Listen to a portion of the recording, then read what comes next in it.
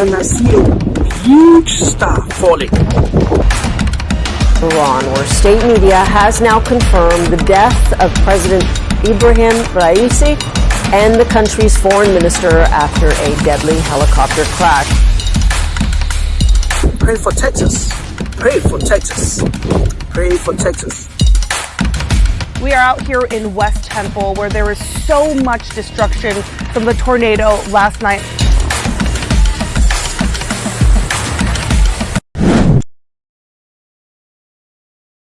On January 1, 2025, Prophet Peter Adeoti delivered a prophecy revealing that the weather around the world would be extreme throughout the year. Let us watch the prophecy confirmation. And gear up, because this year weather is going to be extreme. The weather this year in every nation is going to be extreme. Rain is going to be extreme. Sun is going to be extreme. Cold is going to be extreme. So prepare yourself. It's going to be extreme. Take care of yourself, people of God. Make sure you stay hydrated, drink enough water. Make sure you eat well. The weather is going to be extreme. So some will just be walking and just drop down. Because of what? Lack of proper nutrition. So please, take care of yourself, people of God. Take care of yourself. Thank you so much. Thank you, Jesus Christ. Greece's most visited tourist site, the Acropolis, has been partially closed due to extreme heat, with temperatures forecast to reach 38 degrees Celsius today in Athens. The Culture Ministry says it made the order to protect both visitors and workers. Millions of people each year visit the ancient Acropolis, which overlooks Athens. The extreme temperatures have prompted authorities to impose mandatory work breaks in badly affected areas. Now, the dry season has started in the Philippines, with temperatures soaring in the capital and surrounding areas. A National Weather Service advisory warned the heat index measure of air temperature and relative humidity was set to reach danger levels in Manila and 2 other areas of the country. Now, as temperatures soared on Monday, local governments in Manila and 6 other districts ordered classrooms closed as a precaution. The capital region has a student population of more than 2.8 million, according to Education Department data. Due to protocols adopted during last year's heat wave, school superintendents recommended suspending in-person classes. Schools have been instructed to shift to alternative learning models, including online classes. The advisory asked residents in affected areas to avoid prolonged exposure to the sun. A heat wave struck large areas of the Philippines in April and May last year, leading to almost daily suspensions of in-person classes, affecting millions of students. Manila's temperature hit a record 38.8 degrees Celsius on April 27th last year. In January, UN Children's Agency UNICEF said extreme weather disrupted the schooling of about 242 million children in 85 countries last year, including the Philippines, with heat waves having the biggest impact. Global average temperatures hit record highs in 2024 and even briefly surpassed the critical 1.5 degrees Celsius warming threshold.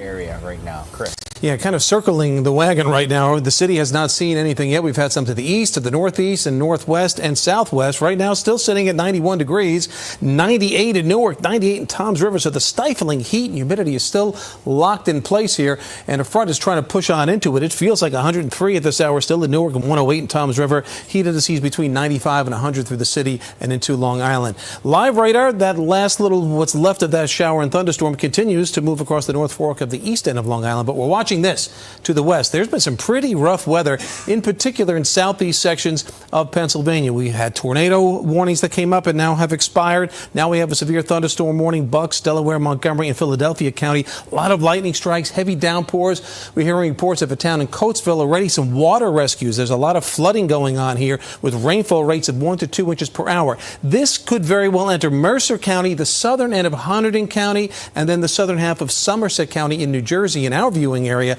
within the next, and let's say even half hour to 45 minutes or so. Then, if it holds together, it'll move into other portions of central New Jersey. The northern edge of this line is rain, yes, but lighter rain, not anything severe. That's what may actually push towards the city shortly. So we may not get into the severe weather here, but other parts of the area may very well. That in mind, the entire area outlined in pink, it's a severe thunderstorm watch just to cover it through 9 o'clock this evening. So as we go through the evening hours, 7, 8 o'clock, right around the city, that's our best chance of seeing the showers and storms push on through. How much of them hold together? We're going to have to watch it hour by hour. G's right behind me on that. And then tomorrow, lots of clouds around, muggy conditions. We're going to watch for the possibility again of another round of showers and storms tomorrow. Focus then mainly south of the city the way it looks right now, and then still more storms. London Health Unit has issued an extreme heat warning for the weekend. Health Unit officials say daytime highs will reach about 31 degrees, with elevated overnight lows increasing the risk of heat-related illness. They encourage people to take precautions and check on family, friends, and neighbors who may be vulnerable to extreme heat. Showing no signs of abating. Health warnings are still in place across many countries. 2 people have died in Italy now as the temperatures continue to soar there. We can just show you again the scene in Rome, the very famous Spanish steps sweltering there in Rome today. It's set to endure for at least another 10 days, with Italy's health ministry placing 16 cities under its highest heat alert. France as well has red alerts in places across 6 regions, including Paris. There's the Eiffel Tower. Well, the top of it today, it's too hot up there. That has been closed to tourists. And in the last few minutes, Spain's weather service has confirmed the country has had its hottest June ever, with temperatures there expected to remain above 40 degrees for the next couple of days. Now to developing news out of Texas, where the search for those missing intensifies with another round of rain on the way. Officials say at least 80 people have so far died in devastating floods. With the very latest, here's ABC's Christiane Cordero. This morning, hundreds of first responders from some 20 different agencies are on the ground and in the air, searching for dozens of people still missing after catastrophic floods swept through Texas's hill country. This time-lapse video shows the speed at which the Llano River rose Friday night. Floodwaters brought down trees, homes, and buildings, tearing through Camp Mystic, where 750 girls were spending the holiday weekend. Some are still reported missing. Most of the fatalities happened in Kerr County. Reagan Brown's elderly parents live there in Hunt, Texas. They escaped the rising waters and rescued their 92-year-old neighbor who was trapped in her attic. She's never seen anything like it. So this is the highest anybody that we know has ever witnessed the water in this valley. Among those killed, Dr. Catherine Eads, who was camping in an RV with her husband, Jane Ragsdale, director of Heart of the Hills Camp, and 27-year-old Julian Ryan, father of 2 young sons. With more rain on the way, first responders are using boats and helicopters to reach people holding onto trees. ABC's Mireya Villarreal embedded with the Coast Guard as they search through the dense forest. We got a FLIR camera on the front of the aircraft. You can see back there, it's that little black ball turret up there. But it is a very good camera that we have, and it's also an infrared camera, so we can find heat signatures.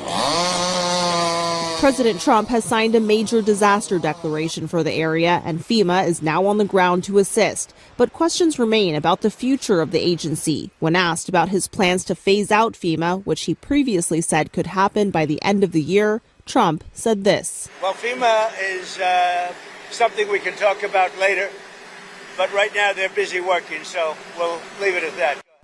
Trump also said he will probably visit Texas on Friday, calling the devastation absolutely horrible. Christiane Cordero, ABC News, Washington.